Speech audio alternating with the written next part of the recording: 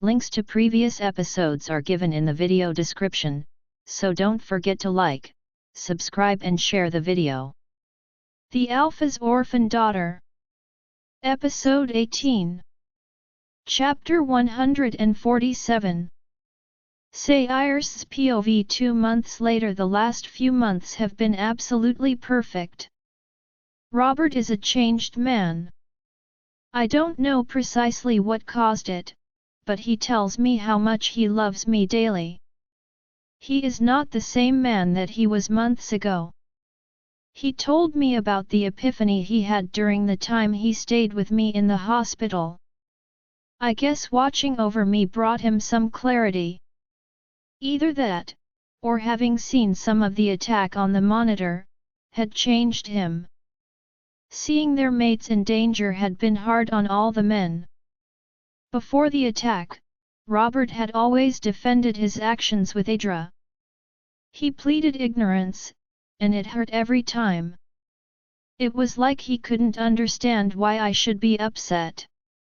He honestly believed that since he didn't have any feelings for her, he was innocent. I was happy when we got home from the hospital. We went to our room and had a long talk. He apologized to me, and he was completely transparent about what happened this time. He acknowledged his part in it. He was honest and upfront about everything, especially when he swore it would never happen again. I believed him. I could see the honesty in his eyes, but I couldn't stop myself from seeing if he was telling the truth. I couldn't do it before because I feared what I might find. Learning if he had harbored feelings for Adra would hurt even more.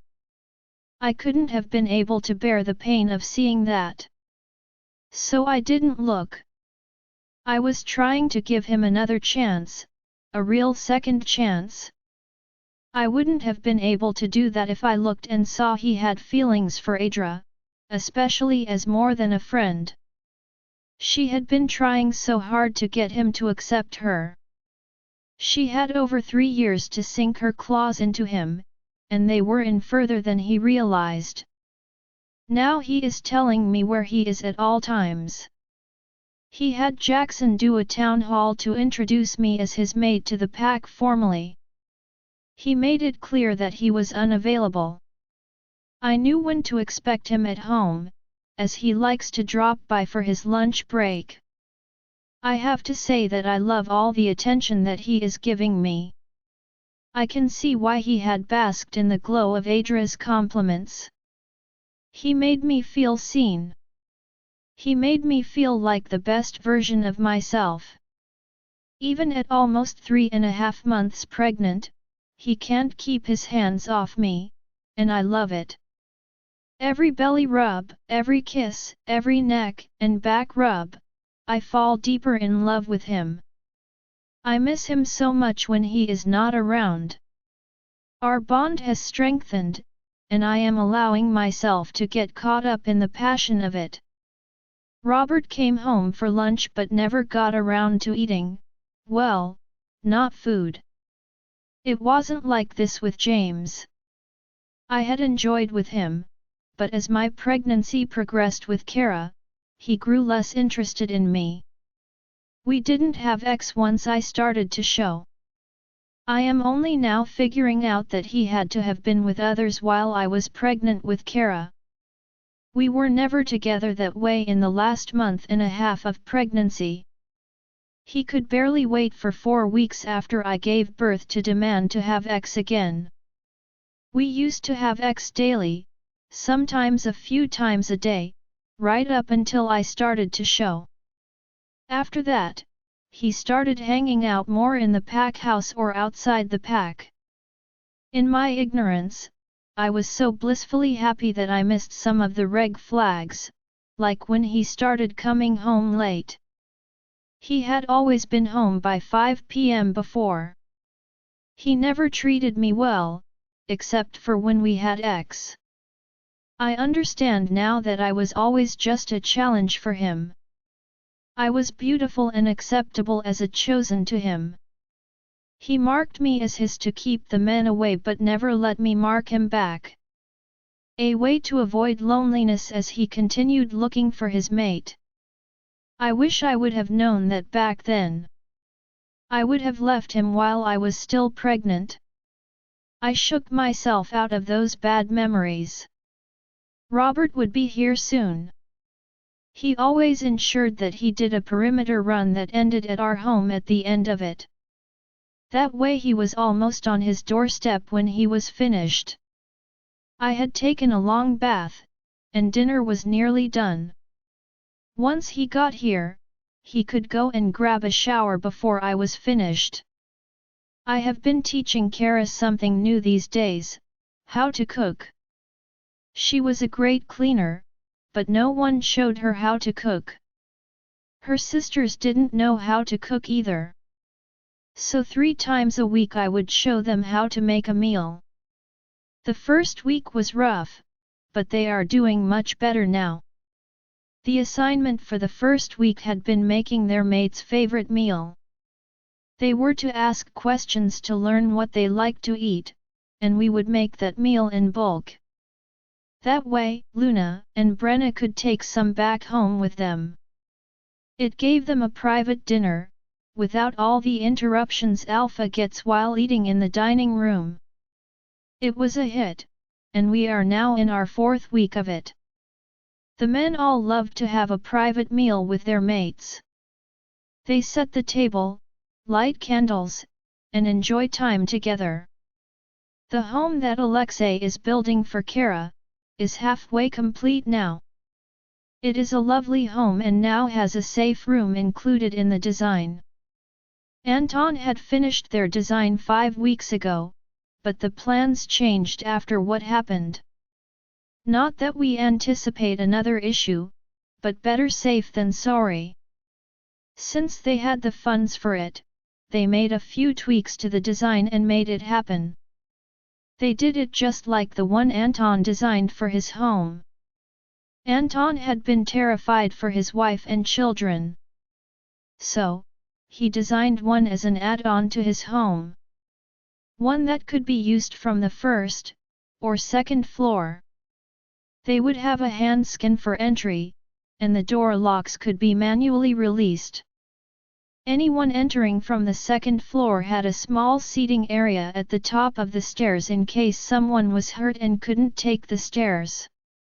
There would also be a medical bag on both floors as well. The majority of the seating would be on the 1st floor. Anton thought of everything, including a small fridge for water and a bathroom under the stairwell. Robert is asking Anton to design our home. I had heard from Alexei how Robert had fought against 4 of them to try to come to me. Seeing me pinned down had been difficult for him to watch. I couldn't have imagined seeing him go through the same thing. Tonight, Alexei and Kara were staying on the Alpha floor in a guest room. It was date night for Robert and I. I was already waddling, so I didn't want to go out. I liked staying home with my mate. He was home a few minutes later. I loved seeing his eyes light up as I approached him. He didn't try to hide his excitement at seeing me, even though he had only been gone for a few hours. Grab a shower. Dinner is almost ready, I told him. Instead of going upstairs, he kissed me before turning me around to where my back was to his front. He pulled me in closer and gently ran his hands over my baby bump. "How are my babies doing?" he asked. They already knew the sound of his voice and started kicking at hearing it. He speaks to them every night, and it is the sweetest thing. As bad as it all was, almost losing us made him value us much more. Last week, when he felt them kicking for the first time, the awe on his face was almost comical. He was so proud of them for knowing who he was. He is already reading them stories, and it is precious how much he loves them already. They have been kicking up a storm today, I replied with a smile, leaning back against his chest. They are strong, he said, giving me another kiss before running upstairs. I set the table while he was taking his shower. After I heard the water shut off upstairs, I got the food out to put on the table. He was back quickly with his hair still wet. He had a pair of basketball shorts on and a t-shirt. Both leave nothing to the imagination. Well, two can play this game. I smiled at the groan he made. Yes, he is going to suffer more than me at dinner. Robert planted a few more kisses on me before he went to the table with a smile. The shorts had a visible tent, and I gave him a grin. Oh, I have some very definite plans in store for our date night. I served him his food and leaned over to put it on the table in front of him. Normally, I wouldn't bend down quite this far, but I wanted him to know. I saw him gulp as soon as he took in the view. I smirked as he continued to stare at me. Now, I am even more worked up than I was before.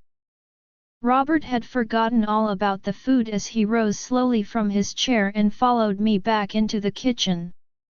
I stopped when my back hit the island. Are you trying to tempt me, love?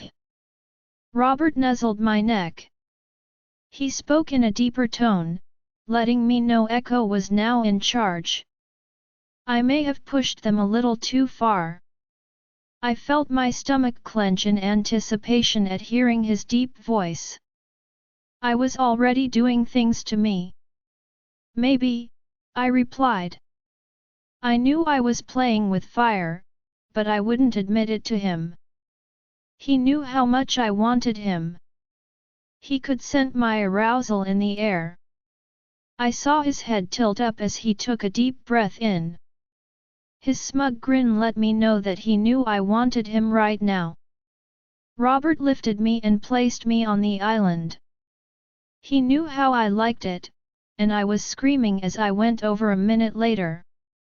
It was going to be a very good night. Robert's POV say Iris is teasing me, and she did a great job of it. Such a good job that Echo could not be contained. He smoothly took over and quickly drove our mate over the edge. I wanted more of my sweet mate. I love how passionate she is with us. Her hormones are in overdrive, and she wants me all the time. I thank the moon goddess for giving Iris to me. Watching her face as she climaxes has me ready to take her over the edge again. Her head was hanging back, her hair hanging down. She was so relaxed, she was almost boneless. I have found other women attractive in my lifetime, but none were more beautiful to me than my mate. There is something compelling about her, something that makes me happy just to look at her. She loves me, and I think our bond is even deeper than the mate bond. I hope to have an extended lifetime together. I have already decided that I wanted her to spell me. So we can live out the rest of our lives just like we are now. I cannot imagine wanting anyone more than I desire, my mate. I wanted to wait to tell her. I didn't want her to think I decided to do this because of Clay's attack. Spending the next few centuries with the love of my life will be like a dream come true. I dream of a future together. One in which we raise our children and have a lifetime of love and companionship together. I have never wanted anything so much in my life. I still have nightmares about her being pinned down by gunfire. The feeling of helplessness I had that day is still with me. But the reason I wanted to live my life with her is because I love her. I love everything about her. Like when she gets angry or frustrated, her nose crinkles up in displeasure for just a moment. It is quick and you have to be watching for it, but I am learning her cues now. The more I learn about her, the more I love her. She would be able to read me, to check and make sure that I was committed to her, but I was not concerned about that. I was, and nothing, and no one, will change my mind about it. I learned my lesson, and in thinking about it, I learned something about myself. The Adra issue was about how she made me feel, which was strong and powerful. The ego stroke she gave me was what I liked, not Adra. The only thing I am sorry about, is not catching on to her sooner. I could have saved myself and my mate some heartache if I had only listened. There is nothing that I wouldn't do for say Iris. I plan on spending the rest of my life proving that to her. I started doing just that the moment she woke up. She could sense the change in me, and everything had been perfect ever since. There was nothing that I would change about our relationship. I am feeling some physical discomfort at the moment. I am rock hard to the point where I am aching. I am trying to take my time, but I need her now. I know that I don't have time to take her upstairs. I probably wouldn't be able to make it there anyway. I need to be with her, hear her moans, and get her even more worked up than she is right now. I want my perfect mate to keep riding out her high. I picked her up from the island and carried her over to the sectional, laying her face down over the padded arm of our overstuffed couch. I am going to start the next round here. I am making the most out of our night alone. He is always a little aggressive when it comes to say Iris. I was out of my clothes 10 seconds later. I quickly yanked my shirt off, dropped my shorts, and kicked them away. I needed to be inside her in the worst way. I lifted her by her hips and lined myself up to her soaking lips. I teased her entrance before sliding in. She was so wet for me. I closed my eyes as I felt her warmth envelope me. She was so tight. The feeling of her coaxing me felt so right. I kept her lifted a little, and she spread her legs even further for me to slide all the way in. That was all the invitation that I needed. We never have X downstairs. Kara and Alexeia lived with us, so we just don't do it. But the danger of being caught in the act made this even more intense. It was still early. They could come back for something. I kept her lifted so her stomach wasn't pressing into the couch.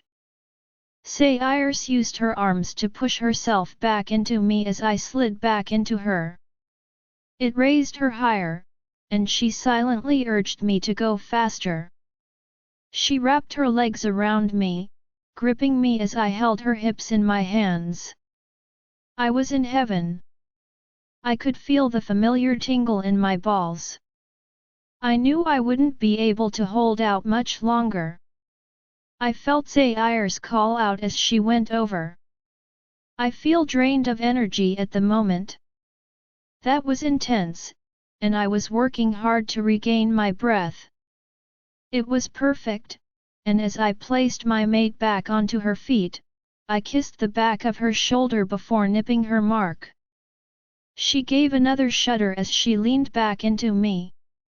I grabbed the large throw off the back of the couch and wrapped it around us. I wanted to hold her. I would never get enough of having her in my arms.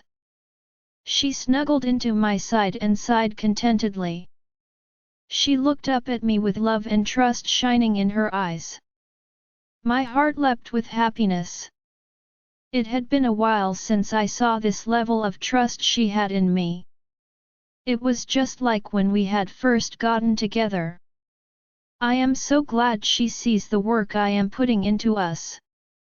We had gone to a marriage counselor a month ago, as I wanted to make sure that we could go back to how it was before my secrets tore us apart. Seeing her now, I knew it was the best idea I ever had. Not only had we worked everything out, but we were stronger than ever before. I knew some of that was because the moon goddess was looking out for us. We have an incredible bond. I also went on my own to another therapist to get ideas on ways to show Sayers how much I love her. I needed ideas, and I got them, from small acts like making her some decaf tea, to getting her a bath ready. Those were not the things I used to think of before I met my mate. I was more of a hands-on, aggressive type of male. I never had any reason to think of doing sweet, thoughtful gifts. But now, I enjoy seeing her light up at the thoughtful things I was doing for her. I started buying her favorite flowers and having them delivered to her. I used to have one of the warriors bring them to her when it was delivered, but I got the last bunch. Seeing her eyes light up as she received them, I wouldn't let another male be around her in her joy. Her smile was radiant. It took my mate from beautiful to absolutely stunning. I was a jealous mate and wouldn't let anyone get ideas about Sayers. We held hands, but I was overcome with the urge to do more. I lifted our entwined hands and brought the back of her hand to my lips. I placed a gentle kiss on the back of her hand and said, "I fall more in love with you every day, love. 1,000 years together would never be enough." My younger self would claim what I just said was cheesy, but I meant every word. The fact of the matter was, she could easily read me. She would know if I meant it or not. I was determined to keep working hard until I made sure all her memories of me were positive. That was my only goal. I pulled her onto my lap and kissed her. Things started slowly, but soon enough, she turned around and faced me before she lowered herself onto me. I loved seeing her. I enjoyed it even more when she was facing me. I loved to be able to see the expressions changing on her face. They let me know if I needed to change what I was doing or whether I needed to speed up or do something new. Sayers was an open book in bed. You could tell if she was enjoying herself or not. She didn't hide the fact when she was about to come, and I loved to get to see her lose herself in it. This was all about her, as I got my release every time we were together. That was also one of the tips I got from the counselor. By the end of the session, she was trying to flirt with me, but I shut that down quickly. I learned my lesson well. I won't let anything like that happen again. That was my only appointment. I had originally booked 2 of them, but I felt I got enough information from the first appointment. I only needed my mate, who was leaning back and taking it slowly. She held onto my shoulders as she slowly rose and fell on me. Her movements were seductive as she rolled her body on me. I couldn't look away from her. Her half-parted lips made little mewling sounds. We had already had X at lunch. I just had a good release, but seeing her like this really turned me on. This was a slower build-up. One where Sayers controlled the speed. She was killing me with how slowly she was taking this. Her eyes flew open to look at me. Her hunger for me was evident as she started moving faster. She was almost breathless now. I was ready to release right now, but I was biting my lip and trying everything I could to get her to go over so I could follow her. I was barely holding on now. My desire for her heightened. We were both sweaty, but I didn't care. I felt relaxed and happy. Our breathing slowed down, and Sayers gave a hum of happiness as she snuggled into me even more. This woman holds my heart in the palm of her hand. I love her more than I ever thought possible. I would protect her and our pups with my life. Jackson's POV 2 weeks later, after Clay managed to get into the pack, I decided things needed to change. I started putting things back in place like they used to be when I was growing up. The only changes I made were for the children. They didn't have to train until they turned 12. Their initial training would be the obstacle course, and they could train more if they wanted to. I started training when I was very young, but that was because I had to. We all knew that there was a threat against us at the time. The threat was no longer in place, so towards the end of my father's time as Alpha, he loosened the reins up on the pack. It was due to several members of the pack complaining about the challenging regimen after the threat against us had been dealt with.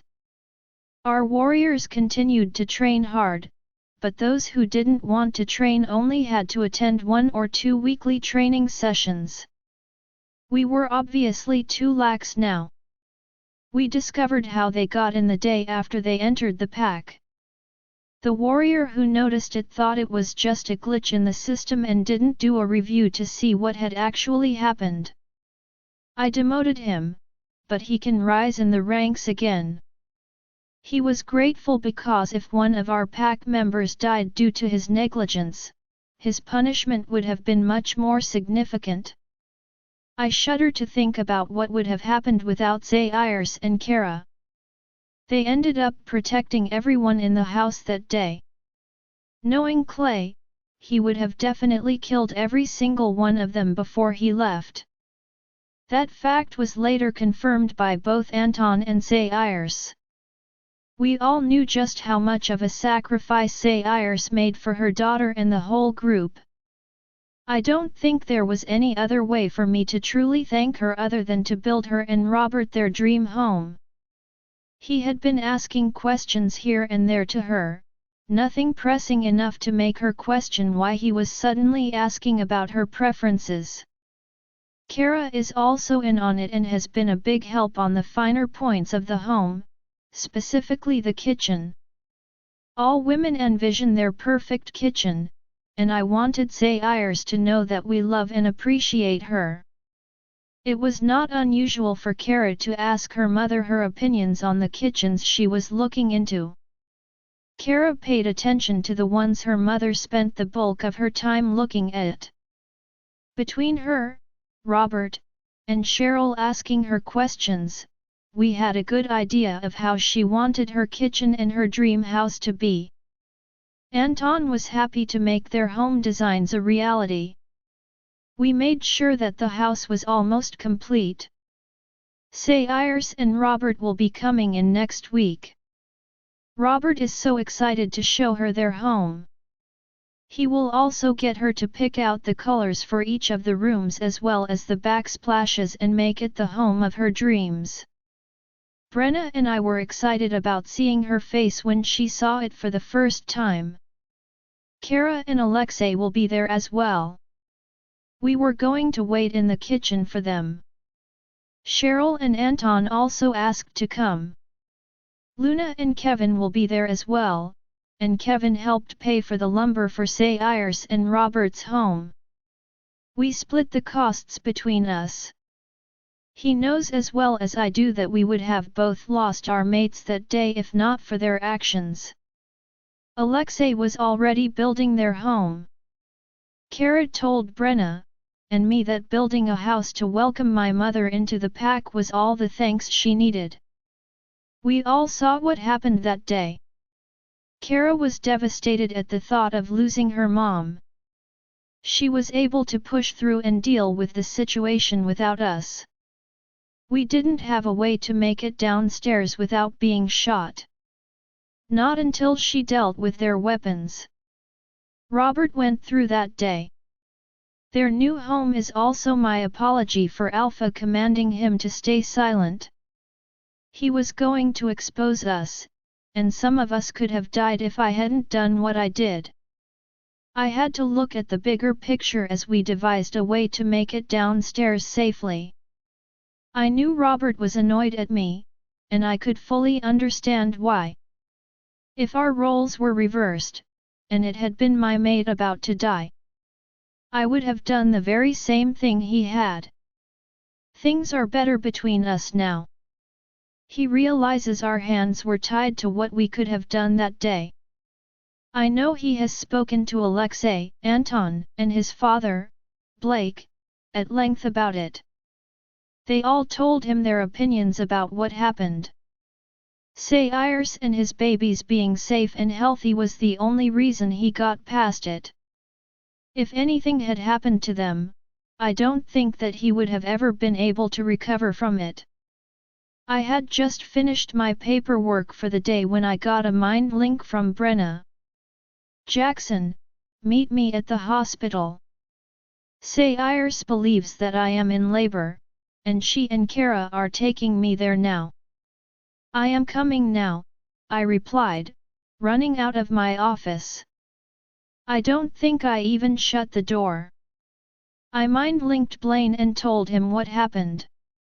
He would ensure my office was secured when he left the beta's office. I didn't even wait for a response as I ran to the hospital. I knew that with Sayers and Kara with her, they teleported her straight to the hospital. I mind-linked my parents as I ran to the packed hospital. I asked my mother to call Kevin to tell him that Brena was in labor. We knew Luna wanted to be here for the birth. We just found out that Luna was pregnant last week. Cheryl is ecstatic about having a new grandbaby on the way. No one knew when Sayers was going to go into labor. But she was getting pretty big. I doubt she will make it more than a month before they arrive. Kara was about a week or two behind her mother, but this was all new to Dr. Gurin when the babies would arrive. Sayers was already much larger than Brena, but we were having one baby. I knew where they would have taken her when I arrived, so I immediately headed to Luna's room. It was also the room we gave Sayers while she was in her coma. It was the least we could do to help take care of her. As soon as I arrived, I saw Brena's shoulders sag in relief. She was trying to put on a brave face, but I knew she was worried about going into labor. She had mentioned it several times before. My mother, Sayers, and Cheryl had been honest with her. Kara spoke to her in a low voice, reminding her how strong she was when I walked up to her bed. I kissed her on the top of her head and then hugged her. I could see the excitement at meeting the baby and the fear of the unknown. My mother told us that the first labor is usually the toughest. Others had agreed with her, including Cheryl and Raven's twin, Reagan. "I'm here, baby," I told her as I hugged her, trying to comfort her and give her some of my strength. I felt helpless because I may be the alpha here, but I couldn't do anything but support her. I couldn't do it for her, and as another contraction hit, I could tell that they were very close together. "How close are the contractions?"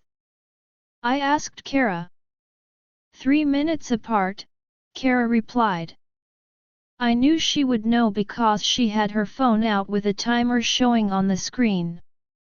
"Why didn't you bring her earlier?" I growled out. "I didn't tell them, Jackson. I was trying to wait until you came home so we could come here together. I couldn't wait any longer because our stubborn pup demands to meet us as soon as possible," Brena gritted out. She was leaning forward and bearing down through the contraction. My mother entered the room, and my father's followed right behind her. They stayed back by the door as my mother approached the bed. "Are you okay, Brena?" my mother asked as she handed Brena a cup of ice chips. "I'm okay. I'm just ready to get this over with," Brena told her, putting a few ice chips in her mouth. Do you want Kara or say Iris to stay here with you and Jackson? My mother asked. My mother has always been like this. She was a take-control type of she-wolf who had made a perfect Luna. I was thinking that you could stay with me. Brena asked hesitantly. I watched my mother's eyes widen in surprise at Brena's request. If you want me to, I would be honored to stay with you. I didn't want to step on any toes, my mother responded. I knew how much this meant to her. This baby was her first grandchild, and she was over the moon already about getting to meet them. We had waited to tell her she would be the second person in the room until now because we wanted to make it more special for her. We discussed this last week with Say Iris, Luna, and Kara. Say Iris was heavily pregnant, and she wanted to do it. But she acknowledged that standing for several hours would hurt her back. Kara and Luna were hesitant to do it, as they thought seeing Brena going through her delivery would scare them about their deliveries. I think they were right. I knew how daunted Brena was about physically having the baby. She is a strong she-wolf, but the unknown was really getting to her. The contractions are just a few minutes apart now. I need to check and see how dilated Brena is, so please clear the room, Dr. Gurin announced with a smile. He was just as excited about the birth of our pup. They were the heir and would be the next alpha for the pack. No matter if it is a girl or boy. Brena had already decided that, and I agreed with her. The archaic opinion that only males could run a pack needed to be changed. My mother cried at the thought of being in here with me as we welcomed the baby. Say Iris and Kara took turns kissing Brena on the cheek before leaving the room. My fathers had both kissed my mother goodbye and wished Brena well before they left the room. My mother and I stayed near the top of her bed while she was checked. How long have you been having contractions, Brena? Dr. Gurin asked. I didn't realize it, but they started yesterday. But they were not as painful as they are now. I thought it was the fake contractions again. Say Iris was the one who realized I was in labor and insisted on bringing me here, Brena responded. I see I have another reason to thank Say Iris. Well, you are almost completely dilated, Luna. The baby will be here soon, Dr. Gurin said. He exited the room to inform the nurses they needed to set up the room. I was suddenly nervous. Goddess, I am about to be a father. I was prepared, or so I thought. Am I even ready for this? Brena's POV, the baby is here, and not to brag, but he is the most handsome baby I have ever seen. Jackson is so proud of him, and so is his wolf, Ark. Watching Jackson sit in the chair beside me, gently stroking our baby's cheek with his fingertip, makes my heart melt. Things were quiet now that everyone had left for the night. It had been a busy day, but it was all worth it. The pain was bad but wasn't as intense as I expected it to be. Being able to hold my baby against my chest after he was born had melted my heart as well. I didn't even realize I could love anyone like this. It was so different from the love I felt for my mate. This is pure love, one that makes my heart feel bigger than it had before. Jackson feels the same way, too. He kissed my forehead right after Asher arrived. He was happy to be able to cut the umbilical cord. I was exhausted but happy.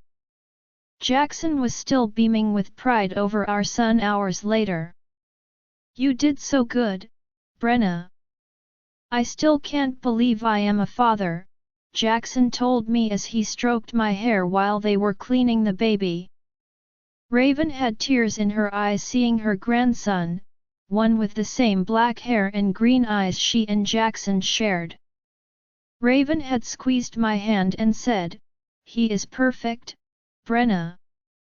I had leaned back on the bed, resting with my eyes closed. Just listening to the sounds around me. I didn't have to worry about our baby. Jackson was carefully watching everything that happened to the baby. He had already made arrangements with his brother Chase. Chase and Blaine knew that if Asher left the room for any reason, one or both of them were to follow them and ensure that nothing happened to our baby. Jackson was still upset about the Lena incident, with Clay being able to enter the pack so easily. We didn't know if there was still a threat in the pack. He was not going to allow anything to happen to our baby. He had interviewed Lena's friends and family, but he is still suspicious of others. It was only a few months ago, and I could see why it might be cause for concern.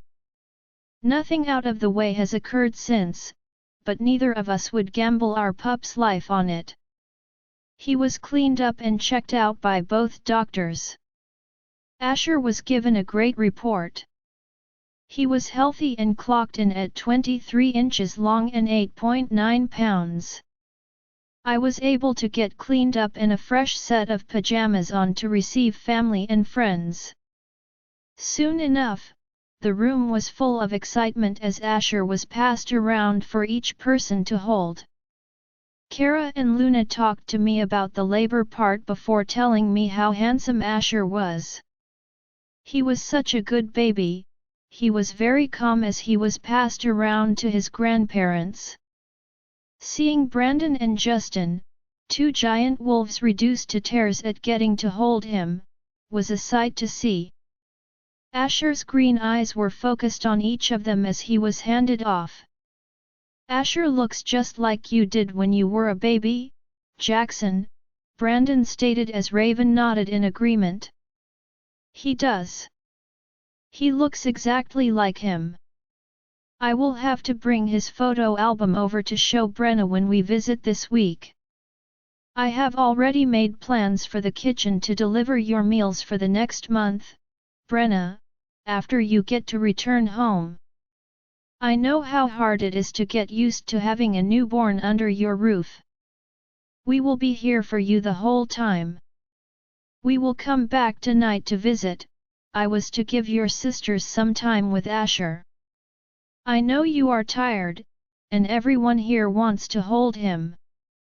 I can't blame them, he is so handsome," Raven told me as she ran her hand softly on the back of Asher's head. Everyone loved Asher already, even on day one. He was a popular little guy. I had been napping on and off throughout the day. I was tired, but I knew the nurse would return soon to help me with nursing him.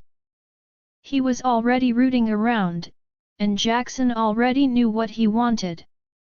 This is his third feeding. Jackson had learned the signs and brought him to me, even before the nurse came. Each time, Asher got better at understanding what he needed to do. I raised my shirt to let him latch onto me, and he seemed to better understand what was going on this time. I watched Asher nursing for a moment before looking up at Jackson. I was so happy. This moment, right now, was so beautiful to me. I wanted to make sure to share this bonding moment with him. He was already watching Asher nursing with a fond smile.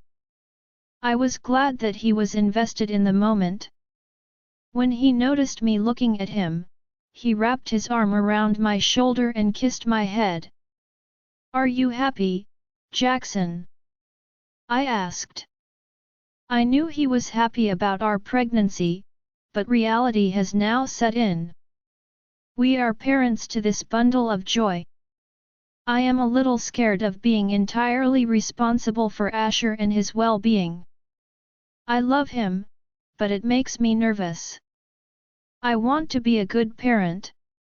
I want to protect and nurture our son, but knowing what to do should have been something I learned from my mother. I am worried because I feel I am at a total loss here. Clay, Paxton, and Rex took the opportunity to learn from my mother, away from me. They also took this important day away from my parents. They would have been so happy to meet Asher. They had been trying to wait patiently for their grandpups. It was no secret that they were happily looking forward to that day. I tried to focus on the positive. Our baby was healthy and happy, and I had no issues during the birth. I was trying to push past being upset. I am very glad for Sayers offering to help me. I am going to take her up on her advice. I am sure she will need a refresher course, as Kara is older than me. I am so thankful that Raven has loved and accepted me since we first met. Once she found out that I was pregnant, she immediately offered to help us learn what to do. Raven was a take-charge kind of woman. I knew she would thoroughly explain everything to us as she helped us navigate this. The door unexpectedly opened, and Jackson immediately blocked my nursing form from their view, instinctively protecting me and the baby from whoever was entering the room. He only relaxed when he saw the lactation nurse entering the room.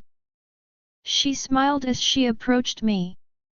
"You are a natural, Brena," she said as she watched us together. She stayed until he got full, which was pretty quickly. She showed me how to burp him again, walking me through the steps. I was pleased to do it from start to finish this time. She quietly exited the room, leaving our small family alone.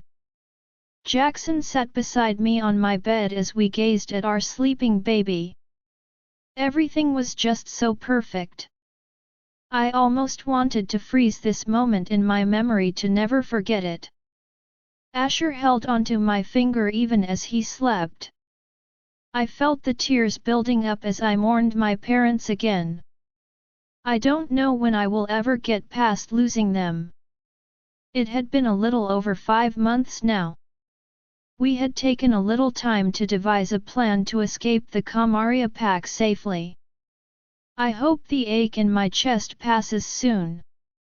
I know Jackson gets upset when he can tell I am feeling down. He can probably tell why I am upset. We had discussed how sad I was at not having my parents here to meet the baby just 2 days ago. Jackson was trying to find a way to comfort me, and he had been successful. He is a very thoughtful mate, but I was still surprised by his idea.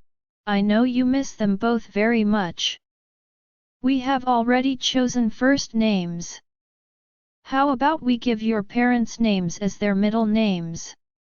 We had picked out names that we liked, Asher and Wendy, but had not decided on their middle names. It meant a lot to me that Jackson was happy to honor my parents like this. It was like they could live on and never be forgotten. They would always be in my heart and my sister's hearts, but it hurt that our children would never get to know them. Asher James is a good, strong name. He will have big shoes to fill, Jackson said as he stroked our baby's hair. He will grow up to be a strong, capable wolf like his father, and grandfathers, I replied. I still rubbed the soft skin of the baby's cheek with the back of my finger. I am still amazed by how much love I felt for Asher from the moment he was placed into my arms. I am so happy he will have friends and cousins around his age. I am very thankful for it, as that is a special blessing. Their relationship will be more like siblings. Growing up, it was just Kara, Luna, and me. We were not just sisters but best friends, too. It was not a tough choice to stand up for Kara. She was our sister and very important to us both. We couldn't stop everything she went through, but word finally got around the pack. If you messed with Kara, you were also messing with Luna and me. I can't wait to meet their babies, I murmured, trying to keep Asher from waking up. An extra bed was brought in and set up near mine. I was still uncomfortable, but I was sure that I would be healed back up in no time. My wolf, Petra, had already imprinted on Asher. She loves him as much as I do, and our bond with our baby is only deeper because of the imprint we placed on him. We will love and protect him with our lives. I knew that Jackson had also imprinted on him as well. I pray to the moon goddess that our pup will know nothing but love for his formative years. I am sure that Jackson's parents, my sisters, and Jackson's siblings will help us, along with our friends. Even as a newborn, I can already tell that my little guy is going to be an excellent alpha. Say Iris POV 1 month later. It has been a month now since Asher was born. He is such a handsome baby, and looks like Jackson made over. Being around Asher made me even more eager to meet our twins. I am much larger than Kara is, but it isn't just due to my being pregnant with twins. Dr. Gurin had told Kara that she would be pregnant much longer than her sisters, or I would. We are all pregnant with alpha babies except Kara. It is known that alpha heirs grow faster in the womb than in a normal werewolf pregnancy. On her last doctor's visit, Kara was told that she would be having a human pregnancy. She was not happy that her pregnancy would last at least 40 weeks. Kara was disappointed, as it would put her giving birth at least 2 months after Luna had her baby. I know Kara was a little frustrated by it, as she was pregnant before Luna. She has mentioned that fact several times to us. She has a cute baby bump, whereas I am almost immobile. I felt huge, and my feet and ankles were so swollen. Yet, Robert still thinks I am beautiful. He loves wrapping his arms around me and lovingly stroking my stomach.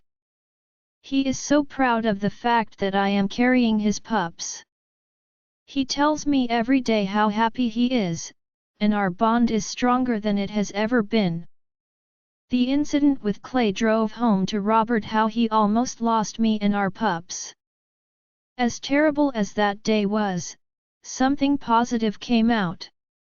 Robert makes sure that he tells me and shows me how important I am to him each day. I didn't think I needed him to do that initially, but I got used to it quickly. According to Robert, words of affirmation are my love language. Robert had asked me a series of questions one day. He has been reading baby books and self-improvement books. He wants to be a better man for me, and the fact that he is still trying to do so months later makes my heart flutter with happiness. He is not just saying how important the babies and I are to him, he is showing us, too. His love language is physical touch. He likes for me to be more intimate with him, but it is beyond purely physical intimacy. I automatically assumed X, but that was not the case. Hugs, touches, and kisses are his favorite things.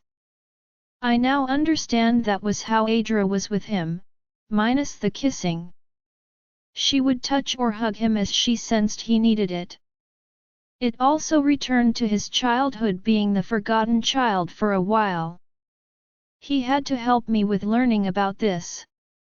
I had known nothing about a love language at all. This was new to me, but if he needed it, I wanted to give it to him. James had been much more restrained around me than Robert was. James didn't like me to be affectionate with him in front of others. In hindsight, it showed that although he found me attractive, he didn't like the judgment of others in the pack. Any affection he ever gave me would have to be shown indoors, even a quick peck on the lips. They all knew that he was sleeping with me, as I was pregnant with Kara, but I was still shunned. Some of that was because of Emily and all the mean rumors she spread about me. Thinking of her, I had to smile. She and her daughter Lisa had been found guilty by the Werewolf Council. Emily had stolen a lot of money from Kamaria, almost $1 million. She was going to jail for 10 years. That was going to hurt her. She was used to the finer things in life, and she had already been suffering for the last few months. After Jackson's insistence, the Werewolf Council spoke with Anton. They didn't believe that he could read minds and had put him to a test. He spent 3 hours answering their questions until he had convinced every last one of them that he could read their minds. They then brought Lisa in and questioned her. Anton was behind the glass in another room. He spoke in the earpiece of one of the council members. Lisa started but ended up in tears. She couldn't understand how they knew she was lying. She was angry and frustrated each time one of her lies was exposed. She finally exploded and asked, "Yeah, so what? I planned on doing it, but I hadn't done anything yet. Since I didn't carry it out, I haven't broken the law." Jackson and Anton had been there for both interviews. Paxton, infuriated with what Lisa planned for Kamaria, had told the council every dirty thing he had on her. Starting from years previous. From the first year she was Luna, Lisa had been angry at Paxton, telling her she only had $20,000 in her shopping allowance. She decided to go around him. She went to the pack accountant and had another $50,000 added to her card. So, for each trip she made on her bi-yearly shopping trips, Lisa spent much more than he authorized. The money had been taken from the pack's general fund. One that ensures that the food and electrical bills are appropriately paid. The packs use a lot of power, and those bills are high. The pack may make a lot of money with their businesses, but those incidents were not reported until Lisa was arrested. Each year, there was a deficit. The deficit was corrected with an infusion of money from former Alpha Hughie. They never realized what had caused it until the accountant told them after Lisa was arrested. That got her on the radar for embezzlement as well. Although much less than her mother took over the years, $300,000 was a large amount of money after deliberating amongst themselves for 3 hours. The council decided that both Lisa and her mother needed to each receive 10 years. The majority of their decision against Lisa was based on testimony against her for abusing a member of her pack. There were a great number of pack members there to testify. I had been surprised at Paxton leading the way on that. He admitted what he saw Lisa doing to Kara. He had the pack doctor come and testify to what Kara suffered, detailing her medical records. Although Kara was a witch, she was still a member of the Kamaria pack and, therefore, was supposed to be protected. I was proud that Paxton had finally pulled his head out of him and was doing better. Jackson had told us that Paxton had been allowed to visit the pack. I told him his mate was living at the Greystone pack. She was the daughter of the beta, named Danielle. She had a twin brother named Donnie. Paxton still had no beta, and their older brother held the title of beta at Greystone. Paxton allowed Donnie to come to Kamaria with Danny to make her feel calmer about the move. That had been 2 months ago. Donnie was now the current beta for Kamaria and was doing an excellent job for the pack. Danny was pregnant, and Paxton looked relaxed and happy. Anton told me he quickly peered into Rex and Paxton's thoughts. Both had given up their former obsessions for Brena and Kara. Both Paxton and Rex were entirely devoted to their mates, which gave Jackson and Alexei a great deal of relief. They didn't want to be worried about them returning to try to take their mates from them ever again. I sighed as I rolled over on my bed. I had been trying to nap for the last hour but couldn't. I have been drained lately and needed one, but I couldn't get comfortable. Tossing and turning, but still exhausted. I couldn't sleep as my back hurt. I was glad that Robert would be here in a little while. I needed him to rub my back. It has been hurting, a low continual ache in my lower back for over 12 hours. I was miserable, and in frustration, I got out of bed and headed downstairs to make some decaf tea. I needed something to soothe my nerves. My tea kettle sounded to let me know my water was boiling. I had just turned it off when I felt my feet were wet. I looked down to see that my water had just broke. I was a little stunned. My first instinct was to go upstairs and take a quick shower, but the pain that suddenly hit me told me that we didn't have a lot of time here. I linked Robert and told him to get to the Pack Hospital before linking Kara. I didn't hesitate and teleported myself to the hospital. They were surprised at my sudden appearance at the entrance to the hospital but got me into a wheelchair and paged Dr. Gurin. I just relaxed in bed, waiting for Kara and Robert to arrive. I knew that Dr. Gurin would be pleased. He had noted every aspect of my pregnancy and was involved with Kara's pregnancy. There wasn't a lot of information on witches and their pregnancies. We usually stayed to ourselves, and at least 80% of the time, we were mated to other witches. So, it was rare for Dr. Gurin to have access to not just one but two witches. The fact that our pregnancies were so different was something that he was ecstatic about. He spent a great deal of time writing in his notes. He is always very thorough with the questions he posed to us. He seems to care about the health and well-being of all species. Vampires are not always considered to be trustworthy, so I understood why he couldn't have a control group for pregnancies. They would always be suspicious of him and his questions. They would also be fearful and protective of their babies. I could understand that, but I trusted Dr. Gurin.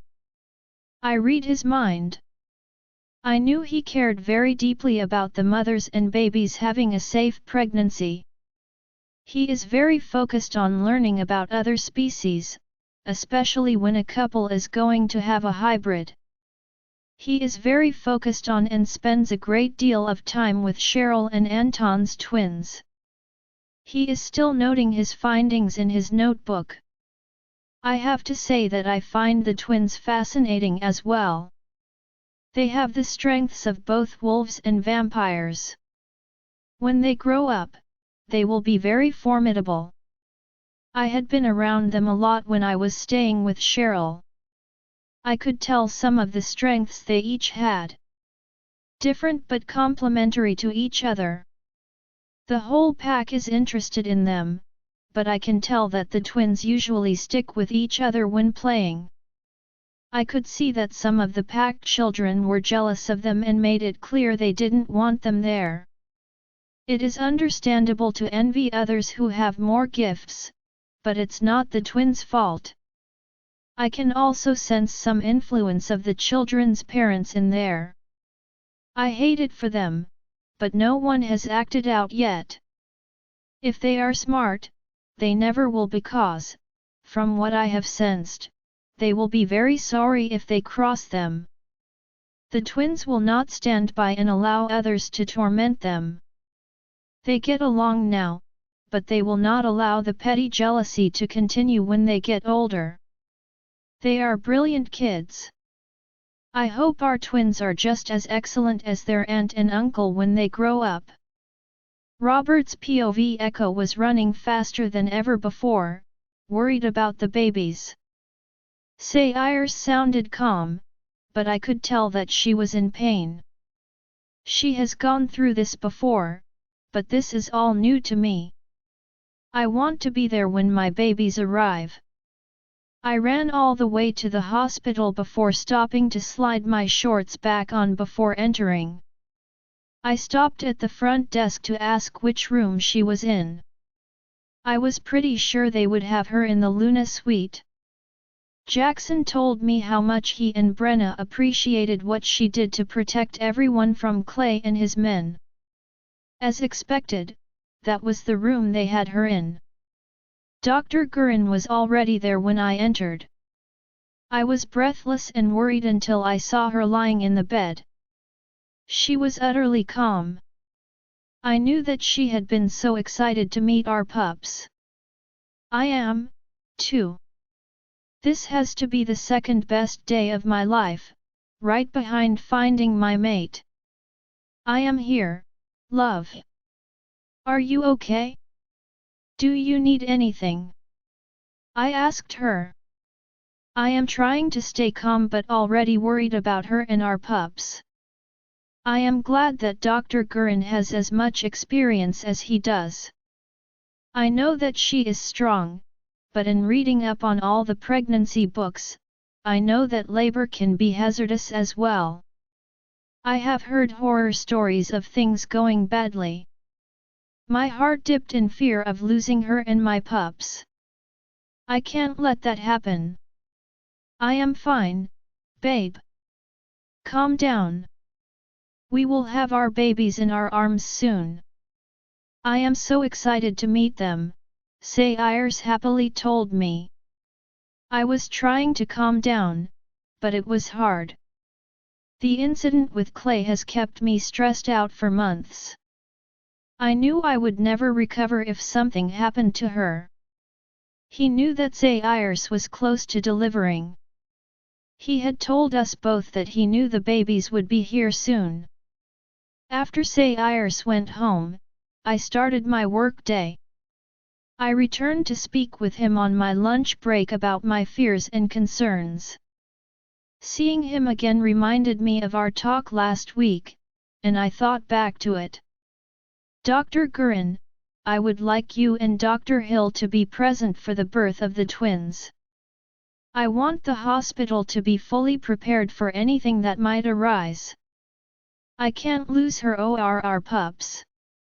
I need you to ensure that no matter what, you have a team set up that can handle any emergency. According to my research, several things can go wrong. I want you to be as prepared as you can be. I don't doubt your abilities at all, Dr. Gurin. I know that you are an excellent doctor. I want to ensure things go smoothly for Sayers, I told him. Robert, I understand that you are worried about Sayers, but trust me, she will be fine. Don't forget that she is very strong. She has already given birth and had no issues with that birth. It is rare for an issue to come up with the second labor, although not impossible. We have thoroughly checked on the babies since she informed us she was pregnant. The latest ultrasounds showed that the twins were fully developed and ready to be welcomed into the world. Twins usually come early, and we have been expecting them any minute. I am sure that they will be arriving in the next 2 weeks. It is natural to have some concerns, things do happen, but I think everything will go fine with their birth, Dr. Gurin replied with a smile. I can't help it. I always worry about her when I can't be with her. I can't wait to meet our pups.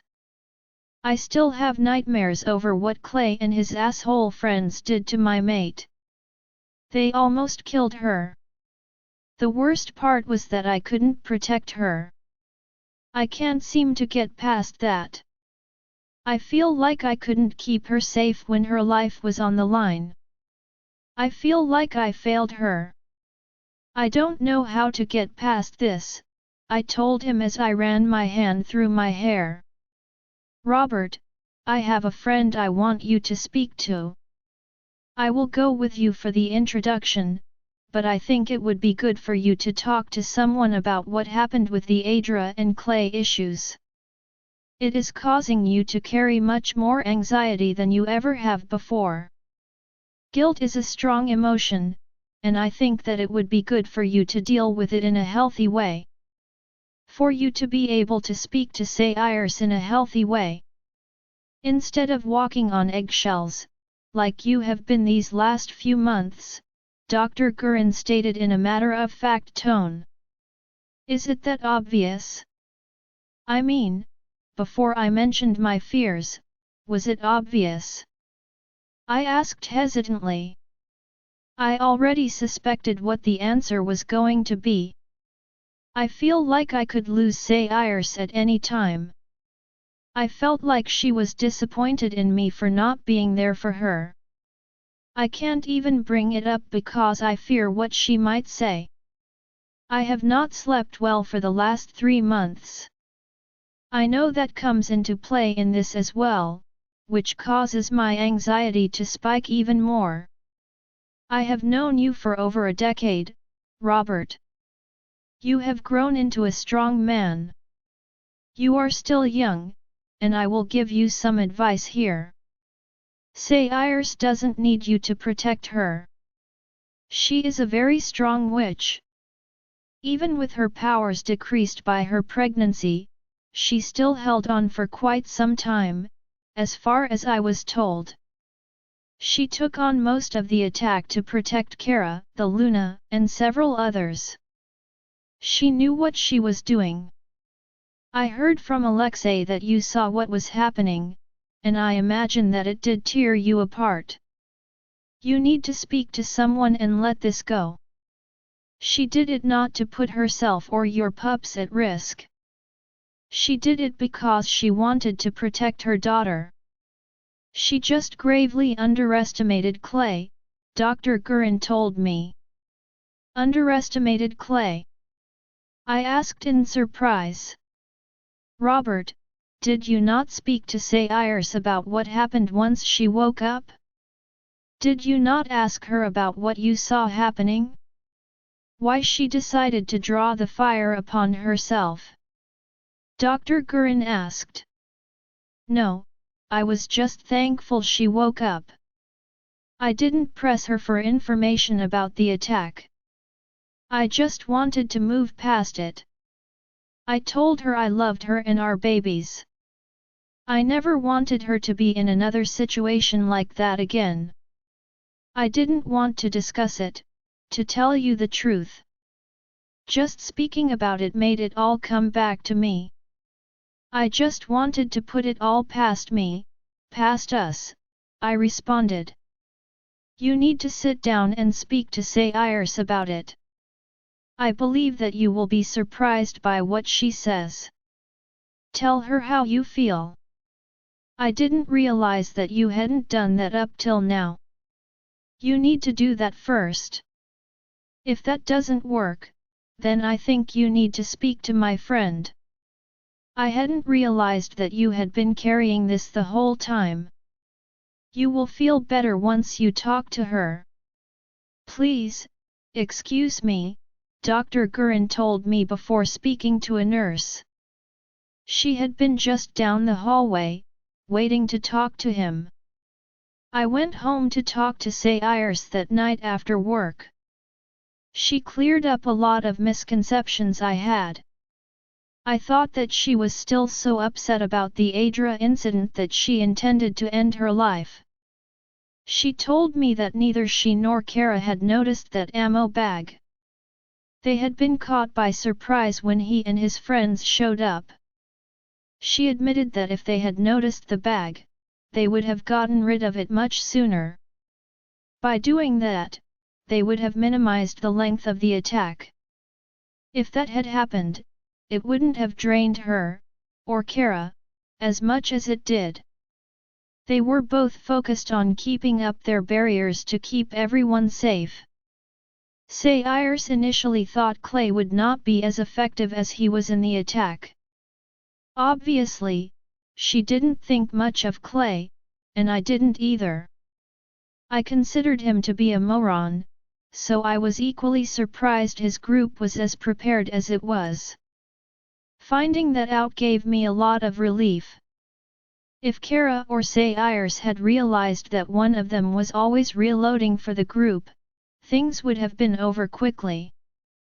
I was happy to know she had not deliberately put herself and our pups in harm's way. I also told her about the guilt I felt for not being able to get to her. She knew how angry I was over the alpha command that Jackson put on me.